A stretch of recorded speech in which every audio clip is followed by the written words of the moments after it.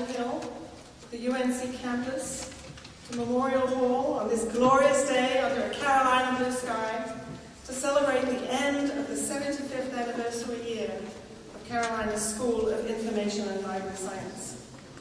Here today to help us celebrate our past and to help us make our future worthy of those who came before us are some good friends and supporters of the school.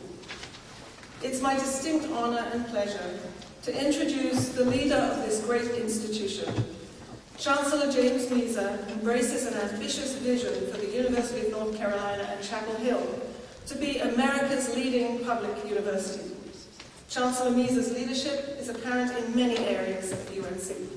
He has overseen a sharp growth in funding for faculty research, an unprecedented physical transformation of the campus, including the renovation of this Memorial Hall, and the most successful private fundraising campaign in the history of the institution. But there are two additional areas of Carolina's hallmark on which Chancellor Measer's leadership will have indelible impact: Carolina Covenant and Carolina Connects. We in Information and Library Science have long championed the values of equity and access with respect to recorded knowledge. Chancellor Measer has championed a nationally recognized commitment to expanding access and affordability for deserving low-income students. The Carolina Covenant is a groundbreaking initiative to provide a debt-free UNC education for qualified low-income students. And in May 2008, we'll see the first Carolina Covenant scholars graduate. And to date, this signature program has been adopted by more than 24 leading US universities. Carolina Connects is Chancellor Measer's initiative to reaffirm and strengthen the university's ties to the people and communities of North Carolina. Visits by the Chancellor and others across the state focus on issues that citizens say are most important to them: education, health, and economic development. And to demonstrate his commitment to and the priority of this effort, Chancellor Measer recently established the position of Vice Chancellor for Public Service and Engagement. Chancellor Measer, a concert organist, previously served as Chancellor of the University of Nebraska at Lincoln, Dean of the School of Fine Arts at the University of Kansas, Dean of the College of Arts and Architecture at Pennsylvania State University, and Vice President for Academic Affairs and Provost of the University of South Carolina.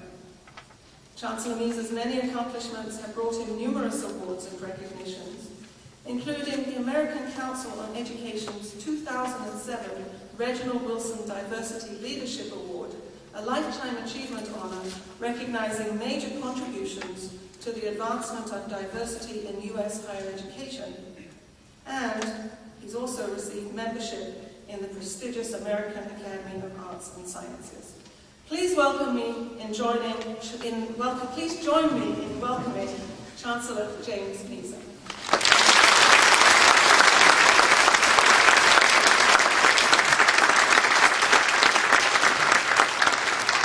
Thank you, Dean Griffiths. It is a pleasure to join everyone this afternoon for the closing event of a year-long celebration of the 75th anniversary of the School of Information and Library Science at the University of North Carolina at Chapel Hill. On behalf of the entire university community, I want to offer best wishes on the anniversary of the first day of classes in 1931, and to say that we expect only greater things from this school in the next 75 years. In professional education, scholarship, and service to the state and nation, the School of Information and Library Science has distinguished itself among schools of its kind. It is consistently recognized as the best school of information and library science in this nation. And it's no surprise that our state recognizes this school's accomplishments. And here for a special announcement is our own Senator from North Carolina, Senator Ellie Canary.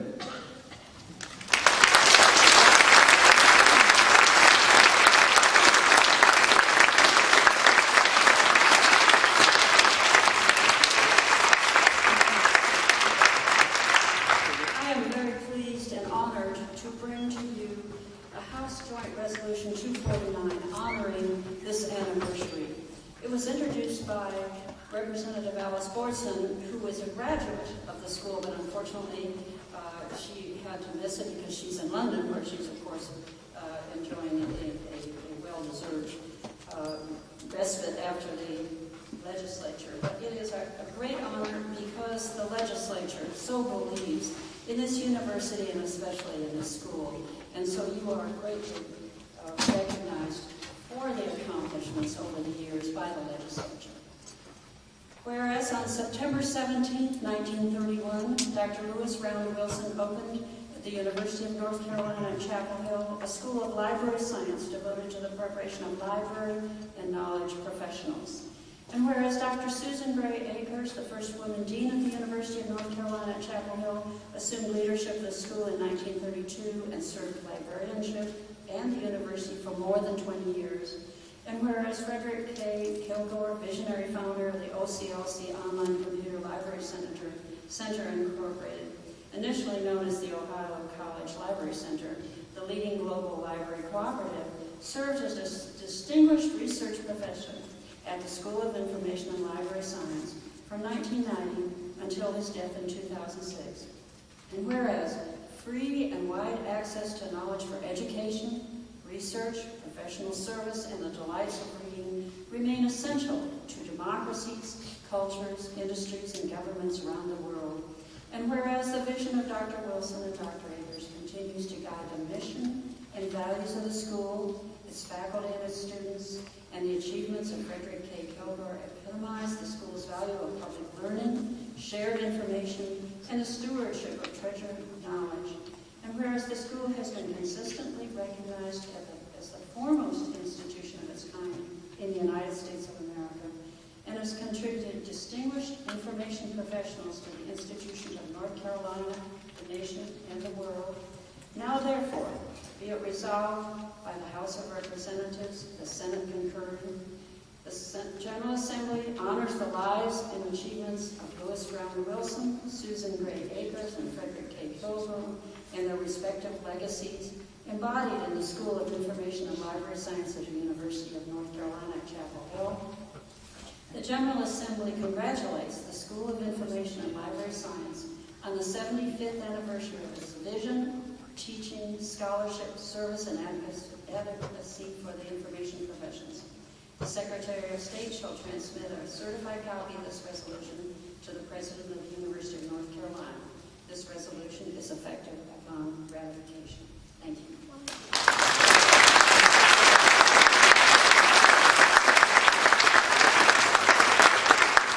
Thank you, Senator Canary, and please express our appreciation to your fellow legislators for their outstanding support and recognition. The School of Information and Library Science continues to espouse the enduring principles of Lewis Round Wilson, who founded the school and who made the library the heart and soul of the university. Dr. Wilson would be astounded by the depth and breadth of the school's programs today. The school still prepares librarians to serve in public, academic, and specialized libraries, recognizing that a people's access to knowledge is an essential service of democracy. Our nation's libraries assure that free, unfettered access to information tools to assure the intellectual vitality of American communities, supports scholars in the advancement of knowledge, and serves the needs of government, business, and researchers of all kinds. The nature of knowledge has become more complex today, and the school deals in information in ways undreamed of by Dr. Wilson's generation. Today, the school deals in information science, the study of the generative role information plays in human civilization and development, by addressing the creation, communication, and storage of knowledge, understanding its use and applications in institutions among diverse users, and developing applications of information technology to be applied to the documentation, storage, retrieval, use, dissemination, and preservation of information. The currency of the information age, and of the knowledge economy, that is really what this school is about. We now offer a continuously expanding array of professional specializations in evolving as the nature of knowledge becomes more complex and more essential for work, pleasure, education, and a productive economy. For 75 years, the School of Information and Library Science at UNC has carried out its mission, even as the very nature of knowledge and information has changed.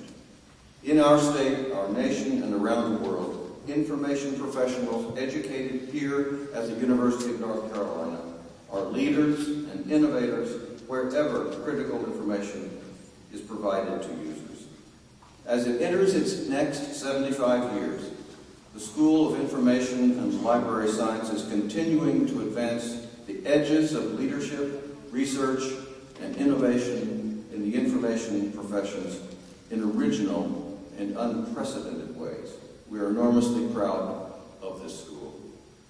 Now it's my great honor and pleasure to introduce a North Carolinian who in his own career has advanced the edges of leadership and innovation. During his 4 terms as governor of North Carolina, Jim Hunt was at the forefront of education reform in this state and indeed in the nation. His Smart Start program, which focuses on early childhood development, has been studied by leaders from all 50 states and many foreign countries. It received the prestigious Innovations in American Government Award from the Ford Foundation and the John F. Kennedy School of Government at Harvard. Governor Hunt has devoted much of the last 20 years of his life to excellence in teaching in the United States. In 1985, he co-chaired with David Hamburg the Committee of 50, which led to the Carnegie Forum on Education and the Economy, and eventually to the National Board for Professional Teaching Standards. Governor Hunt also founded and served as chairman of the National Commission on Teaching and America's Future at Stanford University. Its report, written in 1996, What Matters Most? Teaching for America's Future, stimulated major changes in teacher education programs and in public policy. In higher education, he serves as chairman of the National Center for Public Policy and Higher Education.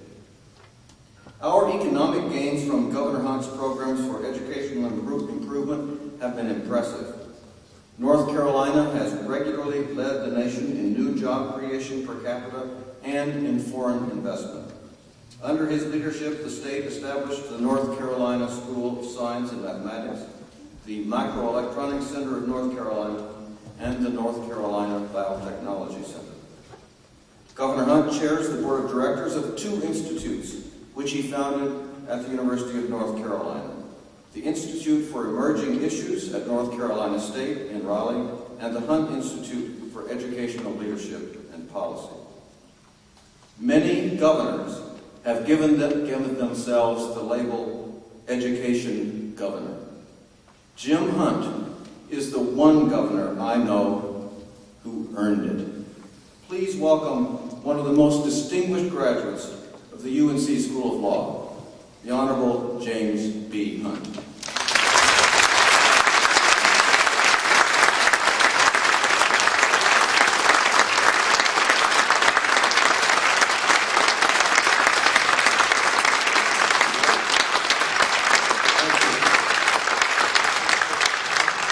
Thank you all very much.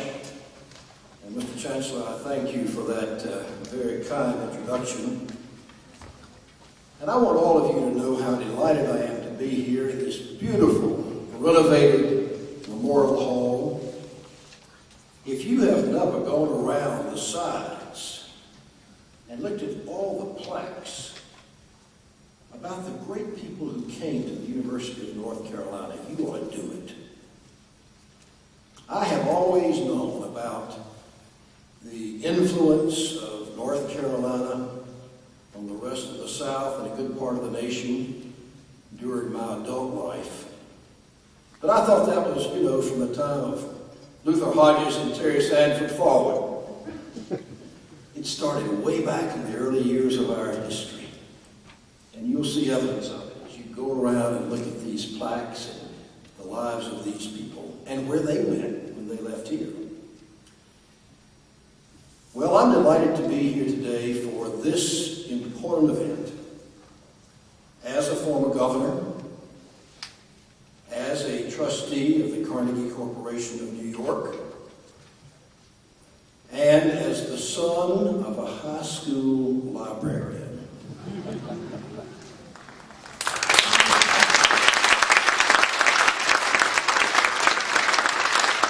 My mama would be proud of me. And I also must say that I owe a lot to the Lewis Round Wilson Library. When I was in law school, instead of studying in that law school library in Manning Hall, it was always so crowded,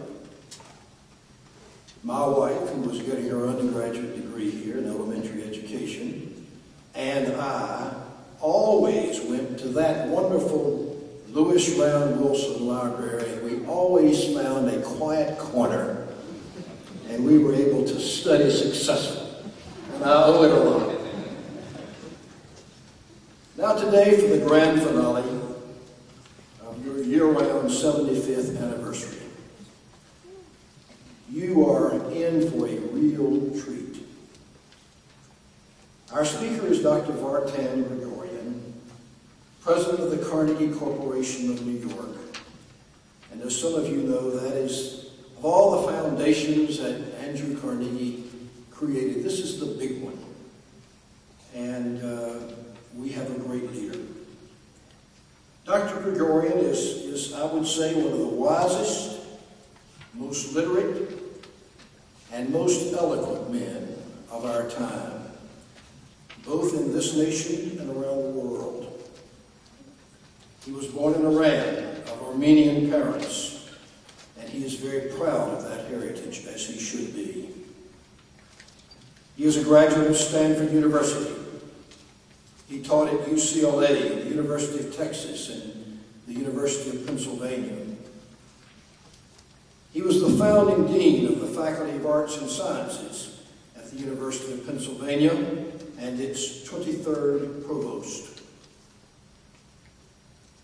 For 8 years, something that's very special to us here today, for 8 years he was president of the New York Public Library. And all of us consider that one of the great treasures of America, with its 4 research libraries and 83 circulating libraries. In 1989, he was appointed president of Brown University.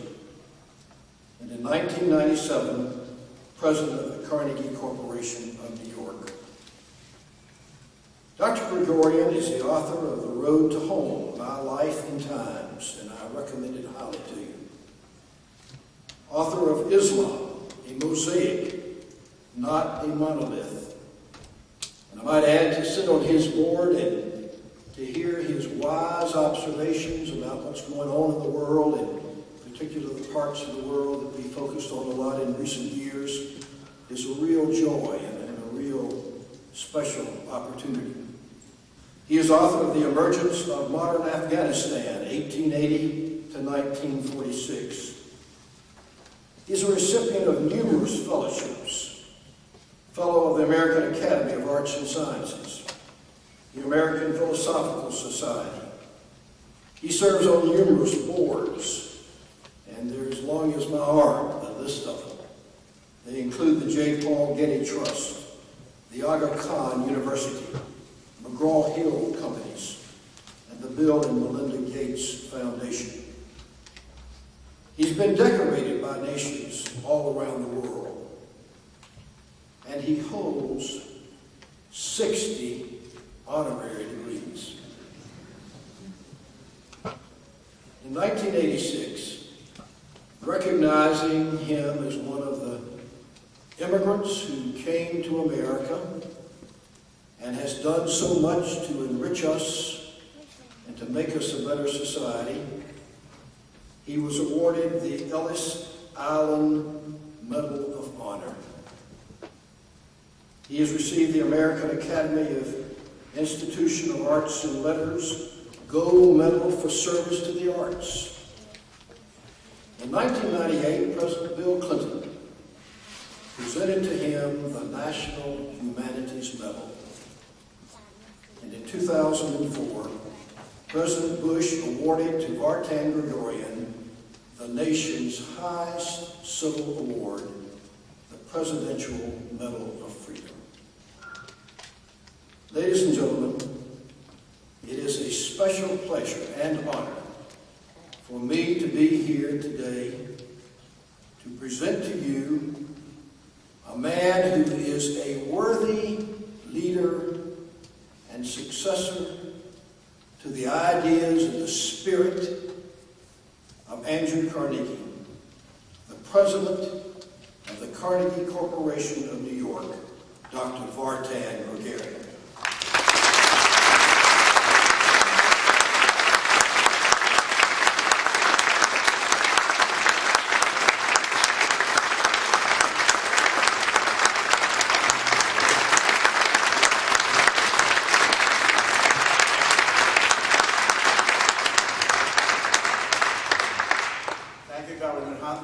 For your most generous and gracious introduction. We at Carnegie Corporation honored indeed and privileged to have you as a trustee. Chancellor Minister, Jose Marie Griffith, distinguished faculty, my fellow educators, students, librarians, esteemed benefactors, distinguished guests. It's an honor and a privilege to be at the University of North Carolina, one of our nation's great universities, and to join you in celebrating the 75th anniversary of your School of Information and Library Science. I'm delighted that the Carnegie Corporation of New York played a significant role in your school's history. In 1929, right smack in the midst of the Depression, it had the wisdom and the foresight of granting you $100,000, a big amount at the time, in support of your library school. Anniversaries serve an important purpose. In our hectic lives, they give us the opportunity to pause and reflect, to appreciate our past and confront the future. The historian Daniel Borstein, the late Librarian of Congress, once remarked, to try to create the future without some knowledge of the past is like trying to plant cut flowers. Ladies and gentlemen, I have come this evening, this afternoon I should say, to praise libraries, the book, knowledge, the joy of reading, and the glory of the internet. I have come to pay tribute to educators, librarians, information scientists, and all communicators of culture and creators of knowledge. As our world plunges into an ever-expanding universe of information, with all its e-bells and e-whistles, I would like to encourage librarians and other knowledge professionals to take great leadership, greater leadership, in bringing coherence to the information age, for who is better equipped to help separate the chaff from the wheat? And what is knowledge? Lauren Isley, the eminent anthropologist and writer, the author of The Immense Journey, responded to the wonders of the universe, to suffering, to loneliness, to the fear of death, but all else, to human dignity and human spirit, when he wrote the following: looking across the centuries and the millennia, towards the animal men of the past, one can see a faint light, like a patch of sunlight moving over the dark shadows of a forest floor. It shifts and widens, it winks out, it comes again, but it persists. It's the human spirit, the human soul, however transient, however faulty man claims it to be. In its coming, man had no part. It merely came. That curious light, and man, the animal, sought to be something that no other animal had ever been before. This spirit, it is this spirit that has followed us all the way from the age of ice, from the dark borders of the ancient forest into which footprints vanish. It's this that Kierkegaard glimpsed the eternal, the way of heart, the way of love, which is not of today, but it's the whole journey and may lead us last to the end. Through this, he taught, the future may be conquered. Certainly it's true. For men may grow until he towers to the skies, he said, but without this light, he is nothing, and his place is nothing. Even as we try to deny the light, we know that it has made us, and what we are without it remains meaningless. Ladies and gentlemen, libraries of the University of North Carolina, along with all the multitude of sister libraries across our nation and the world, constitute diaries of the human race. They carry our nation's heritage, the heritage of humanity, the record of its triumphs and failures, the record of our nation's and humanity's intellectual, scientific, and artistic achievements. The library represents humanity's collective memory. Library is not a repository alone. It's not a source of information alone. It's an instrument of civilization, a source of hope. The library provides tools for understanding and progress. The library is a laboratory of human aspirations, windows to the future, and wellspring for action. The library is a source of self-renewal. The library is the symbol of our community with mankind. It represents the link between the solitary individual and mankind, which is our community. The library is the university of universities, for it contains the source and unity of knowledge. The library is the only true university. There are no entrance examinations, no subsequent examinations, no diplomas, no graduations, and dare I say, also no fees. For no one can graduate from a library. On the other hand, no university in the world has ever risen to greatness without a corresponding great library. And no university is greater than its library. Above all else, the library represents and embodies the spirit of humanity. The library marks an act of faith in the continuity of humanity. It's an act of honor to the past and a witness to the future, and its visible judgment on both. Last but not least, the library is an oasis, a place of reflection, contemplation, a station for privacy, retreat, recreation, and for renewal of one's imagination and development of one's mind. The library provides a place elsewhere, a place for imaginative recreation, imaginative rebirth. As author Rita Mae Brown put it succinctly, when I got my library card, that's when my life began. The library is a central part of our society, as it was alluded to. It's a critical component in the free exchange of information, ideas, which is at the very heart of our democracy. In both an actual and symbolic sense, the library is the guardian of freedom of thought, freedom of choice, hence it constitutes the best functioning symbol of the First Amendment of our Constitution.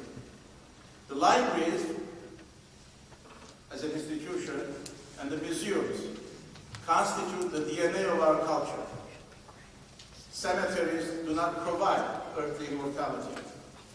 To men and women, librarians, libraries, museums, and yes, universities do too. So now you know why you should treat librarians very well. Finally, the library is the center for the book, one of mankind's most imaginative and extraordinary inventions. Writing in the New Yorker, Paul Berman described once different phases of communication technology since the 15th century. Let me just cite one paragraph. The single greatest shift in the history of mass communication technology occurred in the 15th century and was well described by Victor Hugo in a famous chapter of Notre Dame de Paris.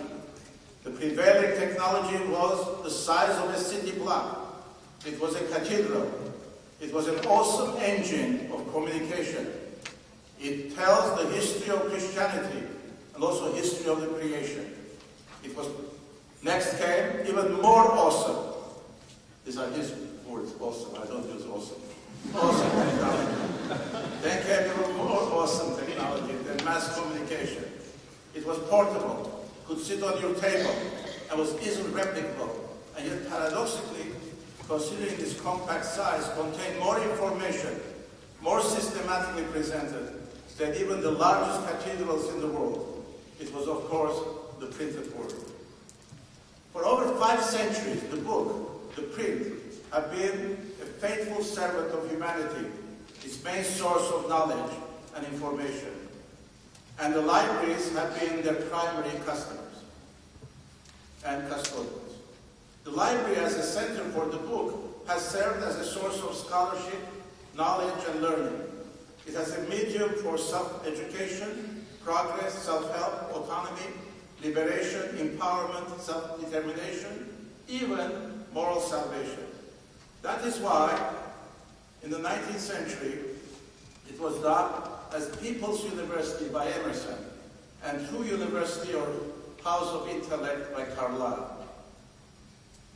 When the late Jorge Luis Borges, one of Latin America's and Argentine's great writers, a former librarian, became blind, he imagined paradise in the form of a library.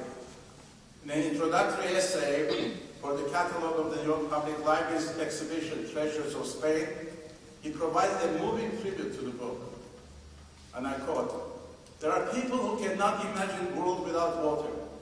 As for myself, I'm unable to imagine a world without books. Down through the ages, man has imagined and forged countless tools. Of all mankind's diverse tools, undoubtedly the most astonishing are his books.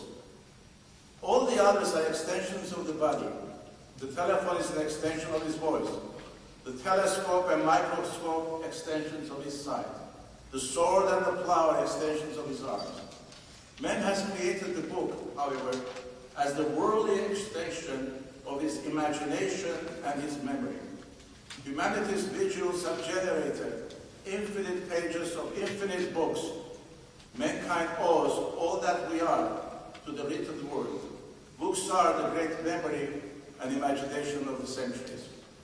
I believe, he concluded, the books will never disappear. It's impossible for it to happen. If books were to disappear, history would disappear, so would men. I would also add, so would women. For ladies and gentlemen, books are fragile and at the same time powerful objects.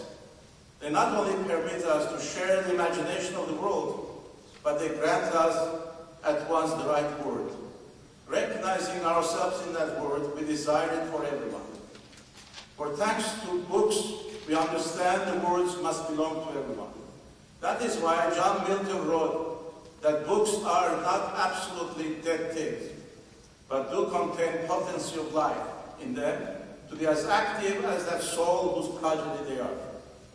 The books never hide their secrets from me, Erasmus of Rotterdam wrote, but they are extremely discreet about what we confide to them. They come if they're invited, if not, they try to impose themselves. Books themselves need no defense. Their spokesmen come and go. Their readers live and die. They remain constant. They provide knowledge and power, distraction, delight, strength, and solace. Books determine, have determined, and will determine our lives, for act of reading is universal, transcending time and space. But books need readers. A book lives by being read. Only by reading can men and women live in the past, albeit vicariously. We must remember the old dictum of Sir Francis Bacon, who wrote around 1600 that reading makes a fool man, F-U-L-L, not F-O-O. Conversation makes a reading man, and writing makes an exact man. Reading provides renewal. What is renewed is the imagination. Its active independence is able to take the measure of everyday events from just beyond their reach. That point the act of reading provides. Reading constitutes self-renewal, an imaginative act and a humane act. It forces us to see how we would be poorer, what kind of experience we would be missing, and what strengths we would lack if we did not read. Because what we do when we read is indeed very much more complex than getting information or facts. The quality peace by not reading, active, imaginative collaboration and critical distance have implications for what a library is, ought to do, and ought to be. The library is not an information center alone. It's a center for knowledge and learning. Library always has provided and always will provide, as I indicated, a place elsewhere, an imaginative retreat, an imaginative recreation, an imaginative rebirth. For ladies and gentlemen, reading and writing are not merely cosmetic skills comparable to good manners.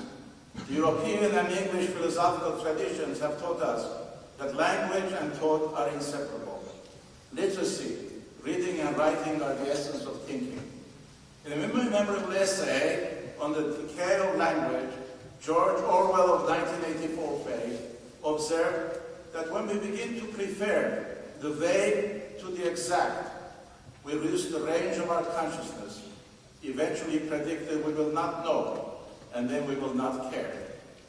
As late Bartlett Giamatti, the former president of the University, so eloquently summed up, there can be no transmission of values, no sharing of perspectives on human nature, no common good aggregated from the shared convictions of disparate individuals, no unique design in words imposed on chaos or consciousness.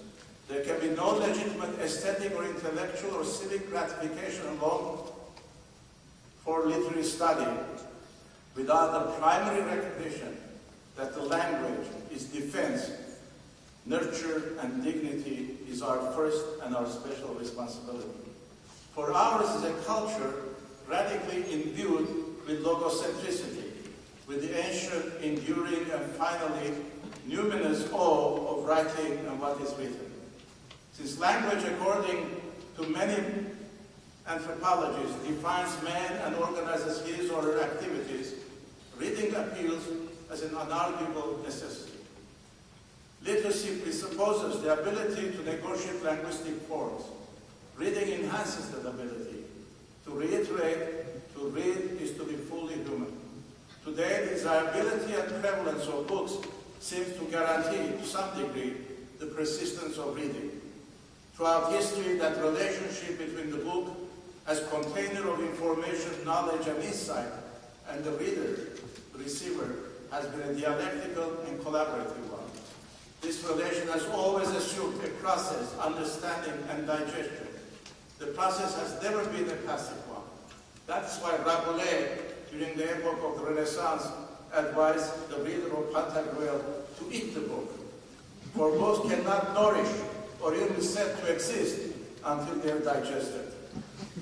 The reader completes a job only begun by an author.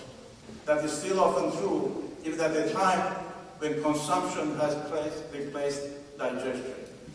There are modern authors who take great pains to recall our original responsibility as readers. For we make the book as the book makes us. The other aspect of the collaboration between the book and the reader is intimacy, is privacy.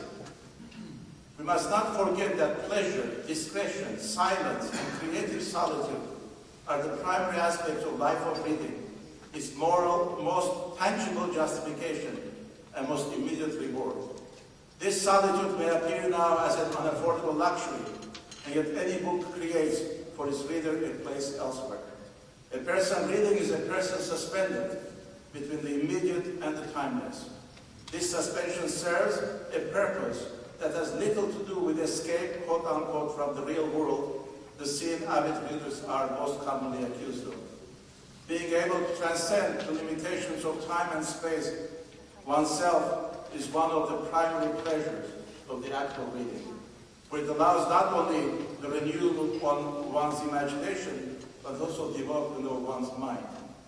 Whether a work of fiction or a work of science, a book appeals first of all to the mind. Reading provides the mind with materials of knowledge and thinking and makes what we read ours. We are the ruminating kind, and it's not enough to cram ourselves with great load of collections unless we chew them over and over and over again. They will not give us strength and nourishment. John Locke was right when he wrote the above lines in 1706. For one cannot read a book, one one can only reread it. A good reader, an active reader, a creative reader is a rereader. In a fragmented culture in which we seem to rely more and more on the specialist, the reader remains as the only autonomous unit.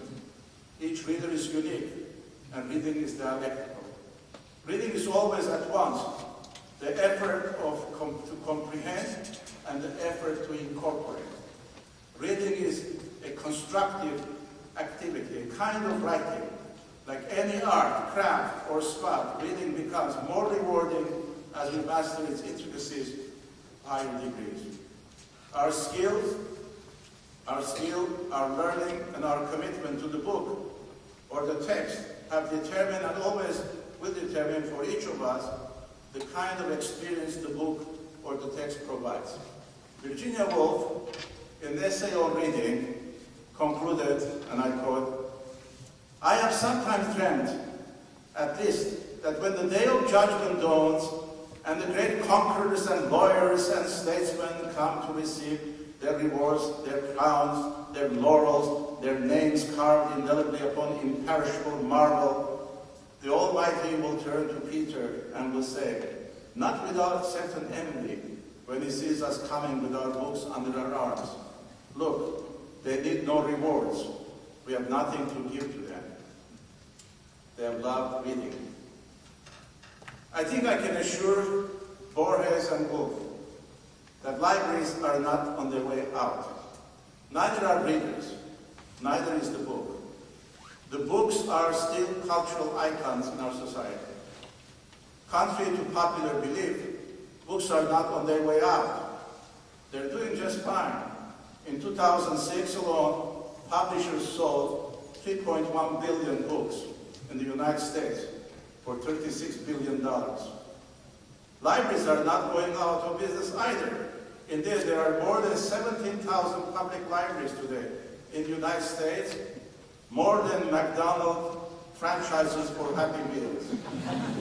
And contrary to all the, and counting all the other libraries, different sizes and different forms, today we have 122,289 libraries in the United States. And to those who say young people don't read, it turns out, well, they don't know, or maybe they have not followed the fact that Harry Potter's books have sold 300 million copies, translated 60 languages. And then, if that's just an accident, Sisterhood of the Traveling Pants has sold over 6 million copies. I'm sure these readers will become lifelong readers and find other texts. During the past 30 years, with the advent of the computer age, especially the internet, undergoing another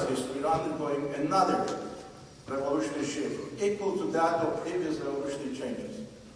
The importance of the computer, its gain in portability, capability, ease, orderliness, accuracy, reliability, and information storage capacity supersede anything achievable by pen scribbling, typewriting, cabinet filing, and one of those, there's lots of cabinets, and it is recognized by all. The new information technologies are the driving force behind the explosion of information, but at the same time fragmentation of knowledge that we witness today. We're told that all available information doubles every 2 years. Yet, we are able only to use less than 5 to 10% of that available information. The information technologies have shrunk the traditional barriers of time and space, giving us the ability to record, organize, and quickly communicate vast amounts of information. This revolution is comparable to industrial revolution, according to some, even more so. The information revolution is extending our brains and imagination into deep unknown, with computers and World Wide Web, information of all varieties spinning towards us from all directions.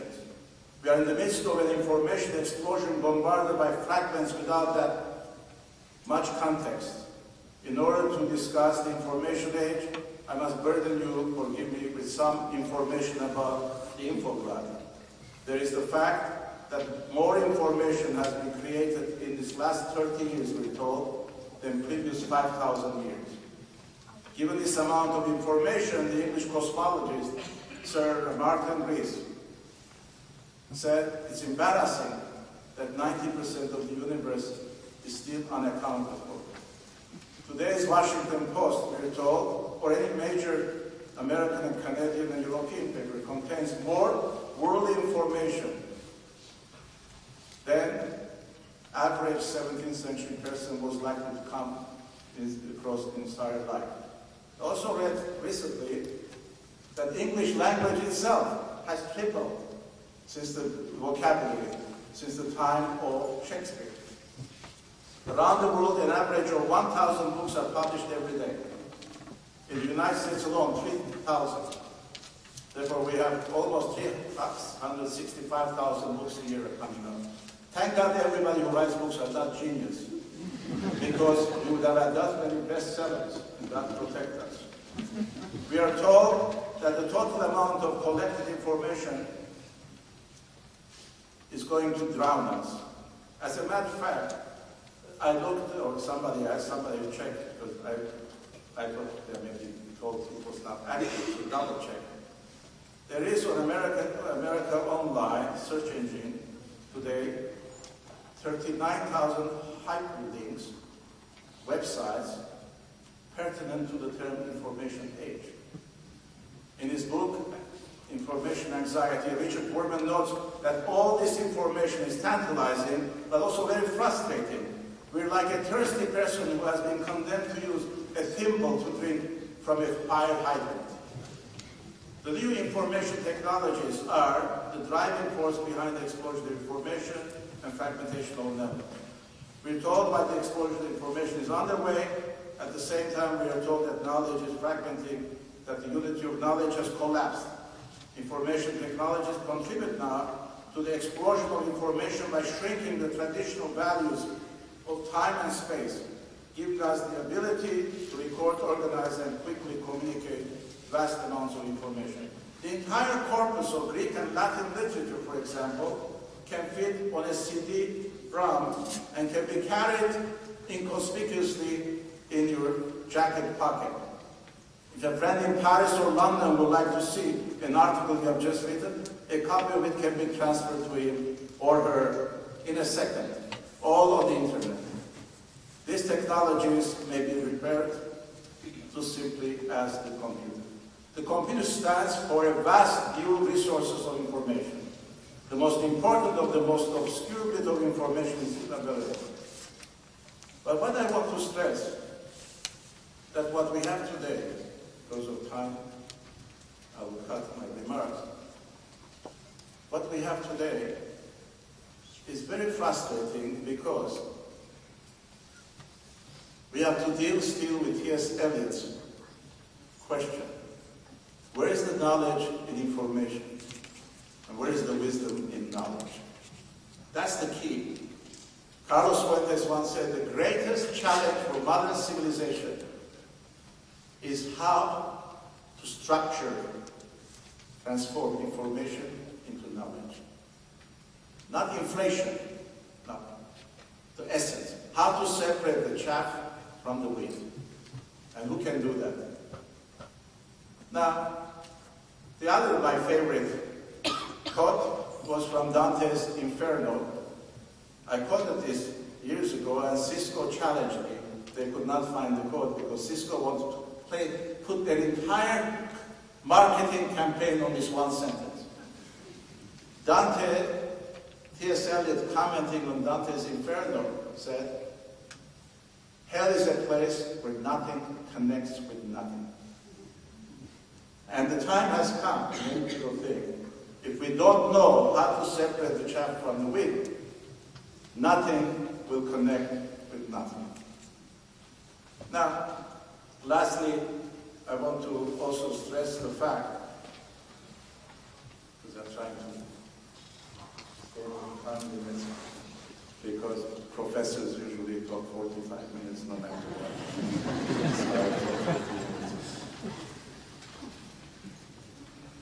All this excitement about technology is wonderful.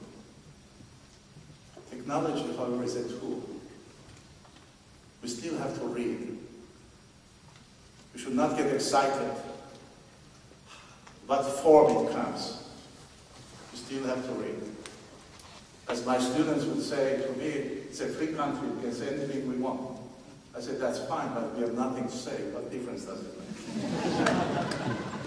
As Mark Twain said when Maine was connected to San Francisco by telegraph, Mark Twain said, Maine has been connected to San Francisco, and Maine has nothing to say to San Francisco. The point I'm saying is, there is no substitute still for the knowledge. Computer is there, telephone is there.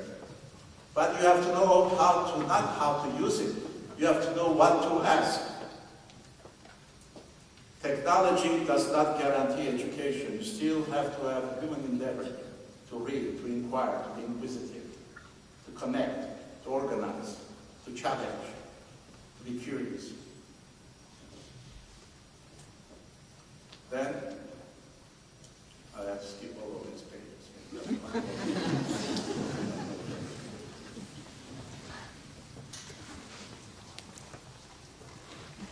All right.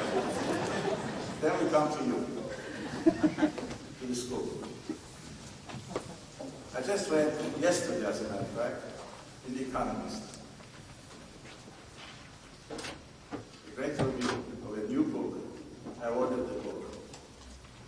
It's called The Death of Expertise. The author is Ian Ayres, professor of law and management at Yale University. But he says the sheer quality of data and the computer power now available make it possible for automated process to surpass human experts in fields as diverse as going from rating wines all the way to go to do the job for doctors. Astonishing says that doctors will have to face up to the fact that the computer can diagnose illnesses better than can doctors. Teachers will find that although their presence is needed to engage their pupils, the professor's judgment are no longer needed. But I don't think we have reached that virtual society yet, because the School of Communication and Science, life science, is necessary. It needs, in many ways it's failed, in my opinion, in the past. And Carnegie had something to do with it. Because he wanted to, he built libraries, but he did not provide schools to train librarians at the time. And when he did, in Pittsburgh, Case Western, and so forth, it was late in his life. He did not follow Melvin Dewey's advice.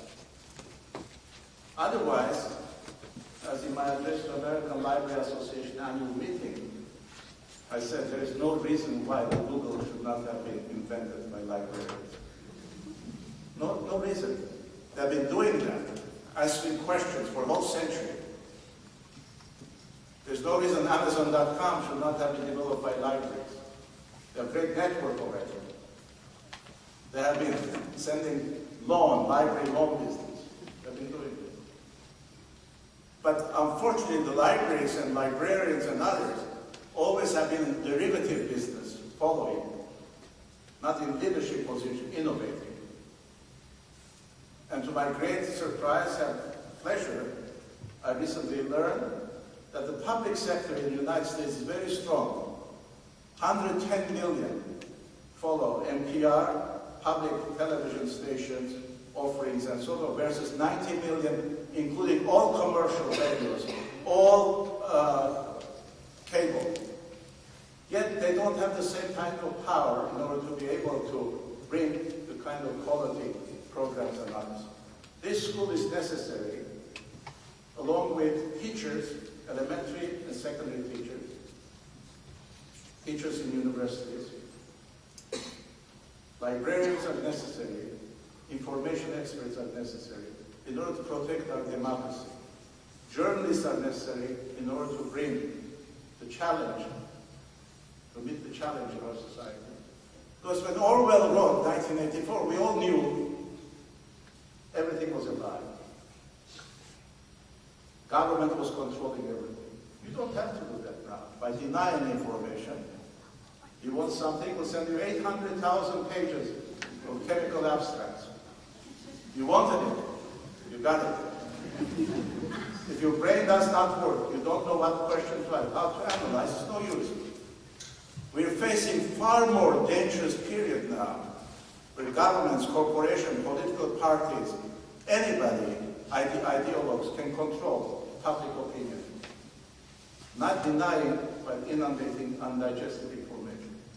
That's why this society of ours, we need to do what Sheridan in the play The Critic in 1799 wrote, that the role of universities, the role of our society, is to bring about, increase the number of those who undergo the fatigue for judging themselves.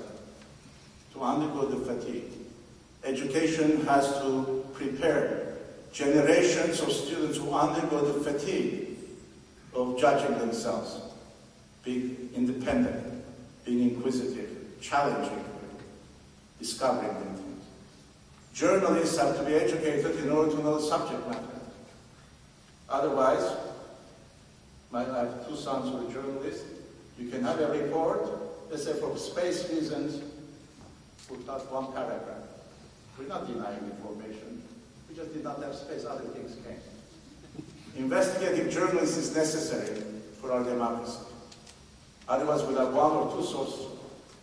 And then we need experts, knowledge experts, like this school provides, in order to be able to see the use and abuse of knowledge, how to prevent counterfeit currency that is circulated in our society that will be very hard to retrieve.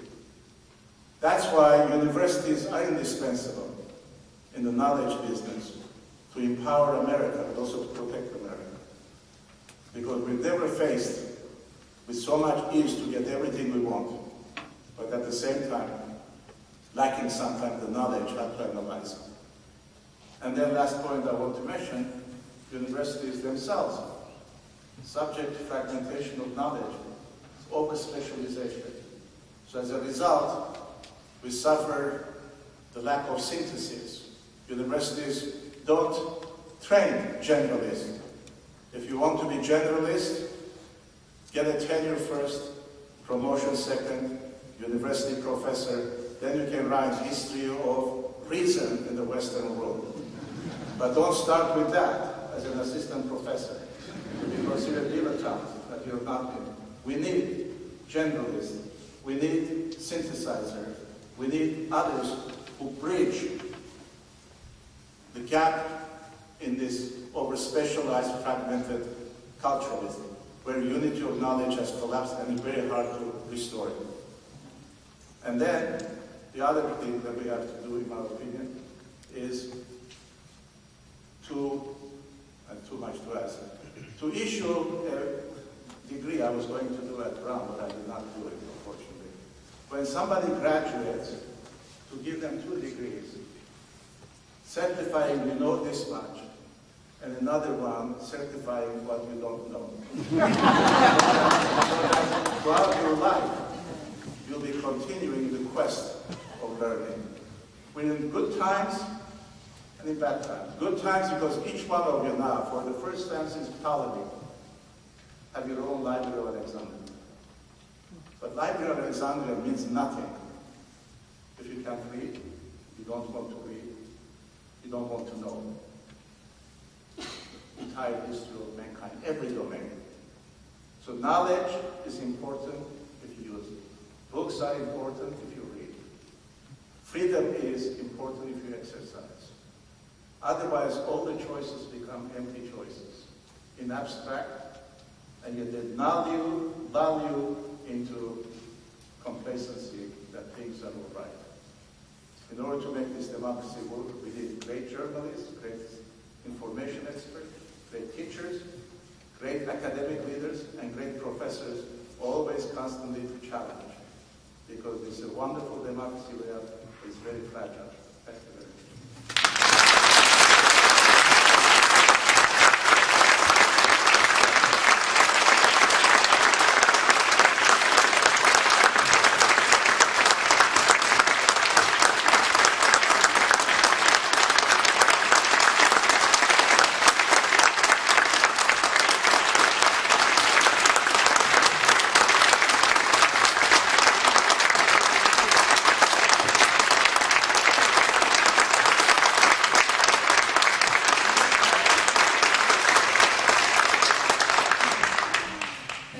Dr. Gregorian, for her inspiring thoughts and insights. And as a small token of our appreciation, please accept a signed copy of the First State University by Dr. William Howell, who's here in the audience, a distinguished alumnus of our school.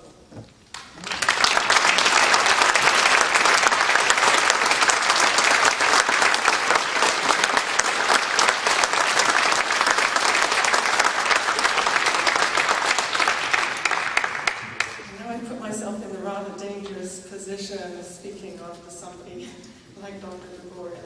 So, however, I am going to close off the events. When we first started planning our anniversary year, we selected as our theme, illuminating the past, imagining the future. I'd like us to think back for a moment to this day, this exact day 76 years ago, and in our mind's eye, see that first group of 37 students and Dr. Wilson gathering in a room in the university library. Dr. Wilson, who, with generous support from the Carnegie Corporation, launched UNC into an endeavor that would make the university known worldwide for preeminence in the field of information and library science. And remember, this was long before the rest of the globe would recognize, as Chancellor Mises said, that knowledge is the currency of our world in this information age. Dr. Wilson and his students gathered, I'm sure, full of anticipation and hope and vision. Given the state of the country in the early 1930s, it was surely the case that some of them, if not all, had sacrificed considerably to be here. Money was tight, futures were uncertain, and in more than one mind must have been the unspoken question as to whether they had done the right thing by beginning this course of study. In the 1930s, when the school was established, the United States had fallen from being a land of opportunity to a country focused on economic survival. The income of the American family had fallen by 40%, unemployment was at 25%, and it was a perilous time for public education, with many communities struggling to afford teachers and textbooks for their children. Given this backdrop, it makes even more impressive the accomplishments of the school's early administrators, faculty, and students. But the 1930s were also a time when people eagerly sought out information and knowledge. Franklin Roosevelt was one of many who influenced millions through radio broadcasts, and families delightedly tuned in to radio dramas and comedy shows, from The Lone Ranger to The George Burns and Gracie Allen Show. There were over 1,300 foreign language newspapers being published in the United States and tens of thousands in English. It was the golden age of the mystery novel as people escaped into the books of authors like Agatha Christie and Dashiell Hammett. Theaters flourished, movie studios created Hollywood's golden age, and young people danced to the music of the big bands. And from F. Scott Fitzgerald and John Steinbeck to Carl Sandburg and Theodore Geisel, Dr. Seuss, the era produced some of this country's most distinguished and memorable fiction, poetry, and children's books. While 75 years seems a long time, many things have remained constant. Perhaps the most significant of which is that people continue to seek out recorded knowledge in its very many forms and media. And the role that the founders of SILS understood and chose to sharpen that of trusted knowledge professionals who can guide and assist others to access, organize, create, share, and archive the information and knowledge they need and want, is today more in demand than ever. Here at SILS, we've spent the last year looking forward as well as back. What does distinguish our world from that of the 1930s is, as we've just heard, the rapidly accelerating pace of change in the creation, sharing, and archiving of knowledge. It took radio 38 years to reach an audience of 50 million, and television took only 13 years. The internet took 5 years to involve that many users. MySpace took 3 years. The iPod and YouTube took about 1 year to reach that same 50 million user milestone. The amount of information produced in print and electronic format is more than doubled in the last couple of years and expected to more than quadruple in the next year. Successfully navigating through this ever-growing universe of recorded knowledge is one of the key challenges of the 21st century. Every day we are more and more aware of the ever-increasing role information and knowledge have in almost every aspect of our world. Careers in library and information science have been identified among the top 10 most needed professions for the next 5, 10, and 15 years, as rated by job analysts from the federal government, higher education experts, and major news magazines. With this expanding demand to educate individuals whose skill and contribution will be integral to the success of almost any endeavor in the 21st century, we're reminded of our stewardship responsibility. As we have moved from times of relative information scarcity to a world awash in information, we hold dear in our profession a trust, a knowledge trust, that demands the strong adherence to a tradition of integrity and stewardship of the record of human activity, accomplishment, and imagination that we honor today. We've been working this past year to crystallize our thoughts and plans, to set a course for the SILS of the 21st century, a course that will reflect and articulate this stewardship and trust. We've taken the phrase, an uncompromising advocacy for knowledge, an uncompromising advocacy for knowledge as our call to action. As a faculty and as a school, we've committed ourselves anew to excellence, integrity, leadership, collaboration, community, diversity, stewardship, sustainability, and regeneration. We intend to leverage our strengths, expand into complementary fields, further our global participation and impact. We are growing and will continue to grow in size, expertise, and contribution. We have been actively planning for a new SILS building at a new location in the southern part of the campus.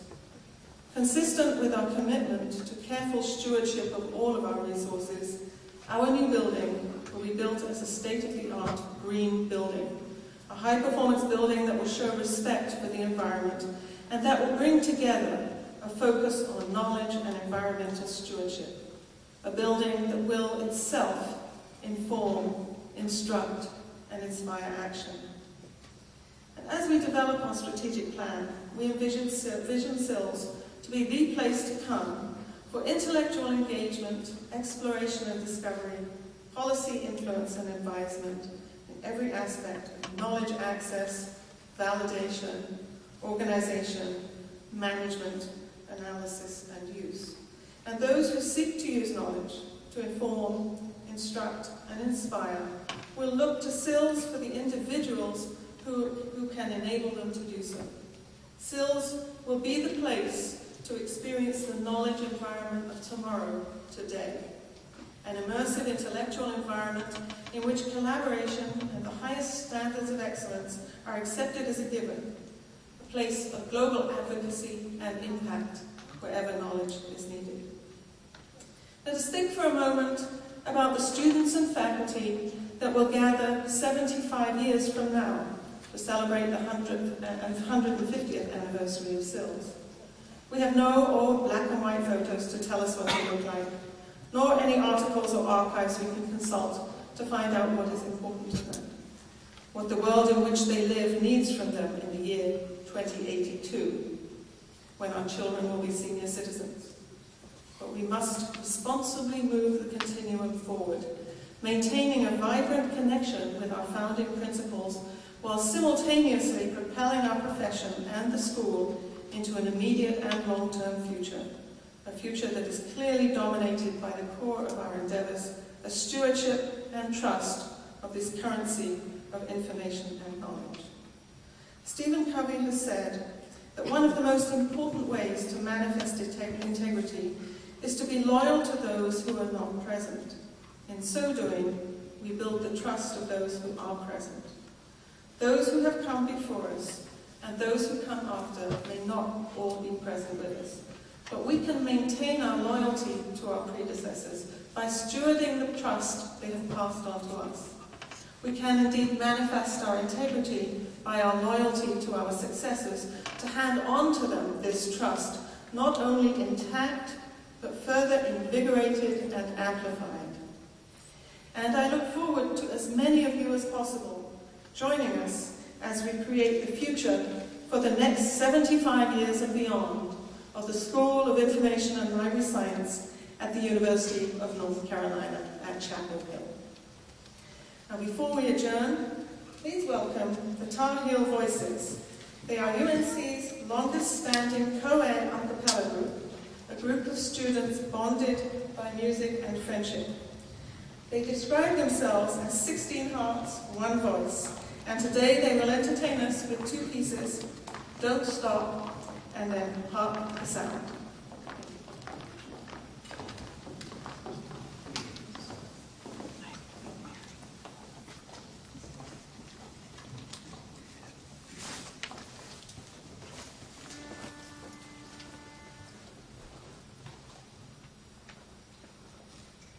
Don't